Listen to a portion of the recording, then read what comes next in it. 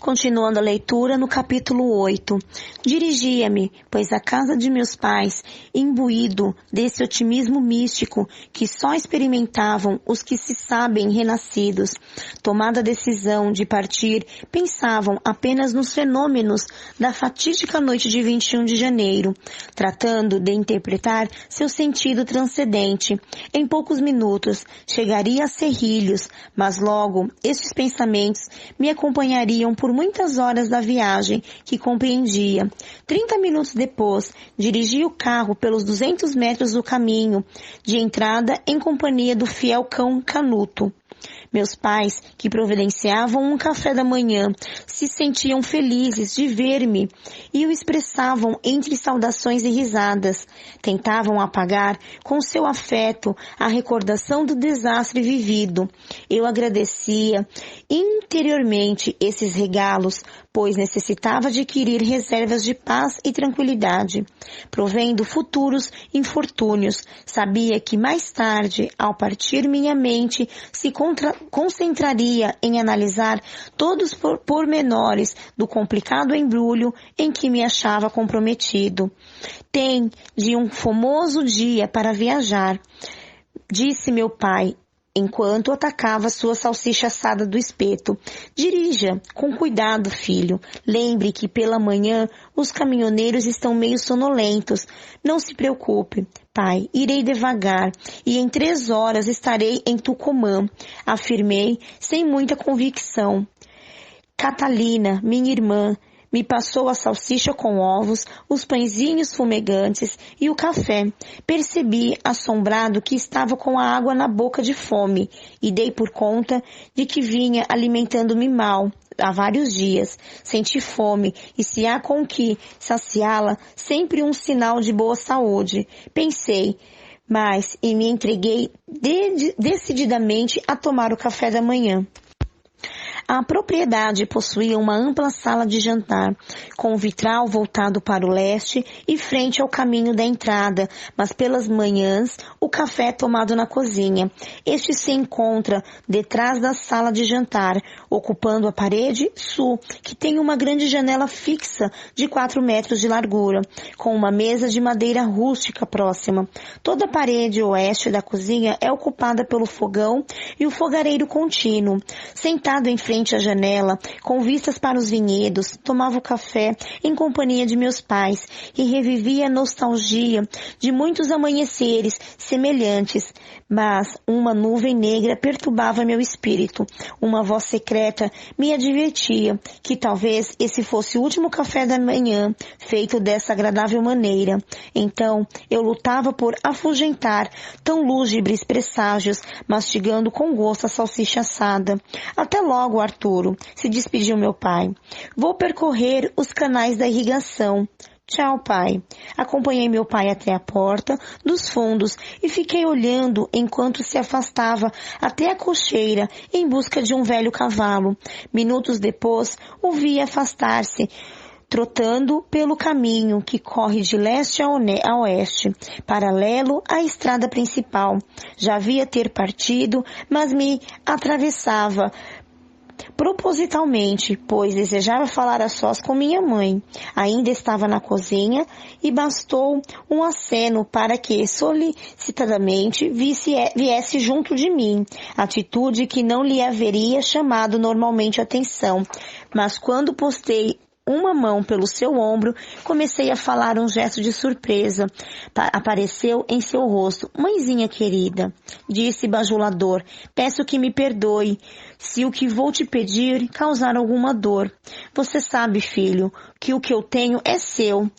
Deu-se conta que não solicitava nada material em seu rosto e mostrava agora francamente alarmado. Que posso fazer por você, Arturo? Fica calma, mãe. Sabe que eu te causaria nenhuma preocupação se não acreditasse ser absolutamente necessário. Deixe de rodeios e diz que diabos você quer, disse minha mãe, que estava começando a perder a calma. Em que ano nasci, mãe? Perguntei indo direto ao ponto. Você sabe bem, em 44, 30 de janeiro de 1944, tem agora 36 anos. Bem, mãe, escutava atentamente. Nunca falamos disso, mas quer dizer que me lembro de uma noite. Mais de 30 anos atrás, eu deveria ter 3 ou 4 anos e um ruído, sei ler, me despertou. Era tarde, Catalina dormia na cama, ao lado, e pela janela se via a lua caindo do oeste. Creio que ouvi vozes, pois me levantei sem vestir-me e desci as escadas do hall, debatendo-me entre o sono que me fechava os olhos e a curiosidade que os abria. Estava papai, você e alguém a quem nunca havia visto antes. Um homem alto, de olhar agudo. Todavia, hoje lembro seu olhar penetrante e sua altura maior que a de papai, que mede 1,80 m. Foi ele quem me descobriu na escada e lançou aquela gargalhada estrondosa ante o olhar angustiante de vocês. Enfim, não é muito, mas o que retenho na memória. Parece-me que eu estava em seus braços e creio recordar-me que dava algo brilhante que atraiu completamente a minha atenção. Depois você me alinhou novamente e no dia seguinte o desconhecido já não estava ali, nem tampouco voltei a vê-lo. Mamãe havia empalidecido. Paramos juntos ao banco do jardim e lhe dei uma muda indicação de que nos sentaríamos debaixo do carvalho. Ao passar dos anos, continuava a recordar daquela noite, mas sem dar maior importância. Somente uma vez, teria uns 9 ou 10 anos, me atrevi a perguntar a sua reação. Foi muito estranha. Ficou atordoada e me proibiu de volta a falar disso. Mas 1 minuto depois mudou e tratou de convencer-me que eu lembrava de um sonho que havia tido na infância. Portanto, jamais voltei a tocar no assunto. Até hoje. Mamãe suspirou, sacudiu a cabeça como que despertando de um pesadelo. Por que, filho? Porque 32 anos depois, você se lembra dessa noite? Perguntava mais para si que para mim. Por que você se empenha em reviver uma lembrança fugaz que não significa nada para você? Mãe, repito que não quero te causar dor, pois ainda não te disse o que desejo saber. Disse com a voz tranquilizadora, diga-me 2 coisas somente, se este homem é de nossa família e se tinha a ver com a guerra. Aqui falei num tom firme, que convenceu minha mãe de que seria inútil se negar a responder. Olha, Arturo, você já é um homem feito e não ignora as atrocidades que foi a guerra. Nos anos seguintes, a 1945, os ânimos estavam alterados e muita gente teve que viver como fugitivos. Mas agora é diferente. Muito tempo se passou. Não convém a ninguém remexer naquilo que havia. Uma súplica na voz de minha mãe. Mãe, não respondeu a minha pergunta. Isso está mal. Não confia em mim? Somente um olhar como resposta. Diga-me o que sabe, pois é muito importante para mim, para o meu futuro, entende? Assegurei com firmeza. Era evidente que não entendia e decidi ser mais convincente. Estou atravessando uma terrível crise espiritual, mãe. O destino me pôs frente a uma diabólica encruzilhada de caminhos, onde um erro de escolha significa extraviar-me pelo caminho errado, cheio de obstáculos e perigosos reais. 2 respostas me ajudariam não falhar. Creia, mãe. Tomei suas mãos entre as minhas e em um desesperado esforço por infundir-lhe a confiança. Não entendo nada do que diz, mas presinto que você realmente está preocupado, filho. Direi o que deseja saber. E Deus perdoe meu erro ao fazê-lo. Respirou profundamente e continuou. Kurt, ele quem você viu naquela noite de 1947, o meu irmão Kurt, que foi dado como morto ou desaparecido em Berlim em 1945. Estava, na realidade, cumprindo uma missão na Itália quando terminou a guerra. Permaneceu 2 anos escondidos num mosteiro franciscano do sul da Itália e até em 1947 pode vir à Argentina, graças a uma rede de ajuda para fugitivos de guerra, que funcionava apoiado pelo governo do presidente Perón. Mas, mãe, interrompi, por que não foi para o Egito, para a fazenda da família? O governo egípcio foi muito protetor dos alemães, especialmente depois da fundação do Estado de Israel em 1948. É um mistério, jamais quis dizer nem o motivo da perseguição, já que tinha apenas 30 anos, racionava mamãe ingenuamente e quase sempre teve distintos diplomáticos.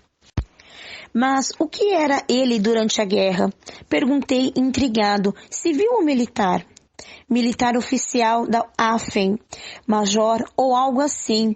Lembre-se que em 1938 eu me casei com seu pai e vim para a Argentina, perdendo contato com ele por muitos anos. Kurt já tinha pelos 32 e era chefe de esquadra, ou seja, Freiheitliche da juventude hitlerista ou Hitlerjugend, na coletividade germana do Egito. Graças a uma gestão, meu pai, que por seu título nobreza gozava de certas influências na Alemanha, em 1938, partiu para estudar em uma das escolas Napola, Nationalpolizeichen, Exil-Gesamthalten, de Berlim. Depois, só o vi em 3 ocasiões, a última antes de partir para a Argentina, do Natal de 1937. Logo se passariam 10 anos, até que em 1947 apareceu por aqui.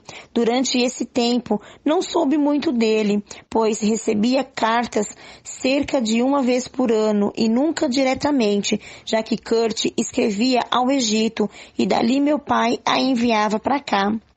De modo que não sei quando, nada sobre sua carreira, só o pouco que me pode contar nas correspondências de seus anos de estudante e menos durante a guerra, em que se mostrava vapor por demais. Sei que na escola de Nápola se sobressaiu por seu conhecimento nas línguas do Oriente Médio, e isso lhe valeu para realizar vários cursos especiais, mas não conheço especificamente em que consistiam. Recordo que em seus primeiros anos estava feliz por lhe permitido ingressar numa divisão da escola de Nápola, chamada, se não me engano, Flieger, HJ, onde se dava aulas de treinamento aéreo. Mas te repito, o pouco que sei, até a sua graduação em 1937, ingressou em alguma divisão especial da suástica, mas pelo que eu sabia, jamais combateu. Sua função era algo vinculada ao serviço exterior, pois quase toda a guerra ele passou na Ásia, e tudo isso, em 1945, foi dado oficialmente como morto, pois seu destino, dizia-se, era Berlim no mês de abril. Quando esta cidade caiu nas mãos dos russos, seu cadáver foi encontrado em seu avião carbonizado, que não pode decolar por receber um disparo russo da artilharia. Foi-nos notificado, prosseguiu mamãe, a sua morte e muito choramos até que em 1947, surpreendentemente, apareceu aqui. O resto, já te disse, foi ajudado pelos camaraden e com uma nova identidade se prestava a começar outra vida na Argentina. Segundo disse, na ocasião, era preferível desaparecer para sempre, já que os aliados suspeitassem da sua existência, não tardariam em buscá-lo. Creio que é uma decisão que devemos respeitar, não acha? Me olhava esperançosa de minha curiosidade. Estivesse satisfeita, decidi continuar interrogando até que raciocinasse. Sim, mãe, compreendo e agradeço o quanto me disse, mas falta o principal. Onde está agora tio Kurt? Disparei a perguntar e parecia que ela iria desmaiar. Arturo, meu filho, você é adulto e inteligente. Por que perguntar o que prudência aconselha o saber? Ele está bem, ninguém o molestou de todos esses anos e seria de se esperar que ninguém o faça antes de sua breve morte. Algo passou por sua mente e ficou olhando-me, boquiaberta. Não está pensando em vê-lo, está? Oh, não! Tire essa ideia da cabeça. Ele tem vivido há 35 anos no mesmo lugar e todos os conhecem em sua nova personalidade. Seria uma idiotice por ele pôr em perigo a segurança por capricho. Havia adivinhado meu intento e respondido em consequência. Compreendi que seria difícil arrancar na direção de meu ressuscitado tio Kurt. Você não compreende, mãe. Não se trata de um capricho. É importante que eu fale com ele para obter uma informação que ele possui e para mim é tão vital como o ar que respiro. Pela segurança, não se preocupe. Em que poderia afetá-lo a visita de um estranho uma só vez na vida? Há 1000 justificativas para receber a um visitante que logo não voltará nunca mais. Porque é isso que eu farei, mãe, juro. Uma vez que lhe tenha perguntado o que desejo saber, irei e não voltarei jamais. Trata-se de convencê-la com qualquer argumento e ela, duvidando, olhava para as vinhas, como buscando a proteção de meu pai. Vamos, mãezinha, diga-me onde está. Tenho direito a uma vez na vida. O tio Kurt finalmente se decidiu, mesmo que demonstrando grande contrariedade enquanto ela falava. Longe de me alegrar por minha persuasão, maldizia por dentro a dor que havia causado e a angústia que sem dádiva lhe produzia essa confidência, pelo menos até a volta de minha viagem. Ele está perto daqui, na província da Catamarca. Nunca fui visitá-lo, pois me proibiu expressamente, ainda que me desse o endereço para um caso de emergência. Dei-lhe um cartão e uma caneta, comprovando que minha mãe havia memorizado os dados. Nesses 35 anos não voltou a ver nem escrever para ele? Perguntei incrédulo, sorri enquanto me devolvia o cartão e a caneta. Sim, bobinho, vimos, eu e seu pai, umas poucas vezes, em Salta, em uma vez que Buenos Aires, para umas férias, mas não lhe escrevemos nunca. Ele nos escreve algumas vezes por ano, numa caixa de correio que teu pai tem em Cerrilhos, e nos avisa quando irá a Salta, ocasião que aproveitamos para reunirmos por algumas horas, não chegam a 20 vezes do que nos vimos neste ano.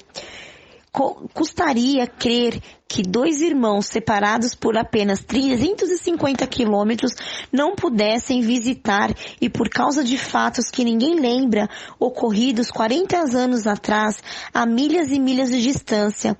Não obstante, justificava os temores de minha mãe e compreendia os esforços que deve ter feito para ceder o meu pedido e confiar-me o segredo. Subitamente, lembrei de meu pai e tremi por antecipação, calculando a ira que lhe acometeria ao saber de minha impertinência. Mãe, não lhe esconderia minhas indagações e ela montaria em sua cólera. A vergonha me cobriria e talvez tivesse que prometer não ir à Catamarca. Decidi evitar qualquer discussão e parti imediatamente. Beijei minha mãe e me dirigi para o carro. Ela não deve ter notado minha pressa e antes de dar a partida ao motor me gritou: Espera, Arturo. Espera uns momentos que te darei algo. Entrou na casa e, apesar de minha impaciência, tive de guardar 10 longos minutos. Por fim, voltou com um pacote nas mãos. Escrevi umas linhas para Kurt. Você está apressado, que não pensou que ele não te reconhecerá. Ele te viu por 5 minutos, quando você era um menininho. Como acha que ele se lembrará? Entregou-me um envelope que recebi agradecido, pois admitia ser de grande ajuda para identificar-me. Abra sua mão direita, com a palma virada para cima, disse mamãe, com ares entre misteriosos e cúmplice. Fiz o que me pedia e abri seu punho esquerdo, que havia pouco estava fechado. Caiu algo em minhas mãos, que era, um primeiro momento, não pude distinguir. Um objeto brilhante, e enquanto examinava, Escutava assombrado. Isso é o que o Kurt te deu na noite de 1947. Tomei enquanto dormia por temor que o perdesse e guardei em meu porta-joias. Com o passar dos anos, tornou-se complicado entregá-lo, porque você exigiria explicação, que não poderíamos te dar. Ele quis, nesse momento, te presentear, pois nada havia trazido, posto que ignorasse que tivesse um sobrinho, permanecia solteiro e quando te viu, se comoveu e disse, por não ter filhos, você sendo seu único sobrinho, quem deveria conservá-la? Eu olhava atônico a cruz de ferro com a suástica e folhas de carvalho que tinha em minhas mãos e me perguntava como um oficial que jamais combateu poder obter a mais alta condecoração que dava a Alemanha para premiar atos heróicos e valor. Até logo, mãe. Saudei pela janela do carro. Não se preocupe, serei prudente. Despeça-me de meu pai e de Catalina por mim. Tchau. Arranquei e minutos depois estava na estrada. E chegamos a mais um final do estudo de hoje do livro Mistério de Belicena Wilka, que amanhã daremos sequência ao capítulo 9 do livro. Obrigada a todos pela compreensão e tenham uma boa noite, guerreiros.